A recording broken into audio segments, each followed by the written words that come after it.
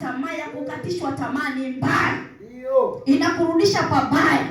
Inakurudisha Misri. Roho ya kukata tamaa ni mbaya. Inaweza ikaingia ndani kwako, unaweza ukashangaa ndani ya moyo wako. Unashangaa unakata tamaa hata jinsi ya kumpenda mumeo. Unakata tamaa watoto wako unakuwa wapendi kwa sababu tayari roho ya kukata tamaa imeshaingia. Bwana Yesu asifiwe sana. Niliwaambia hapa ujuzi nikasimulia nikasema kwamba kuna siku niliandika message kwenye Facebook nikaona mpongeza mchungaji.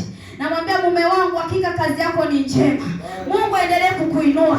Sasa mtu mmoja akashuka pale chini, ameshindwa kulike vinavyotakiwa.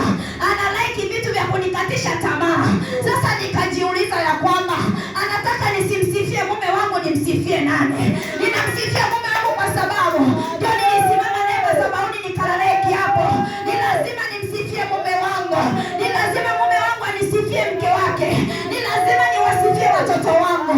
Watoto wangu wa kimwili, watoto wangu wa kiroho. Huyo alikuwa ameandaa roho ya kukatishwa tamaa.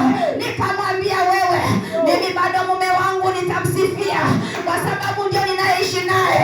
Kwa sababu ndio anayejua ninafanya nini. Kwa sababu ndio anayejua ninakula nini. Kata roho ya kukatishwa tamaa. Roho ya kukatishwa tamaa inasababisha upendo unaondoka ndani yako. Inasababisha roho ya upendo inaondoka. Ikata hiyo roho, maana ni roho kamili na masikio inasikia.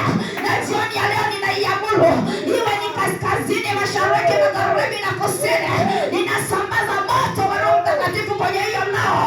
Ikarudi kuzimu kwa damu ya moto. Mshangilie Bwana.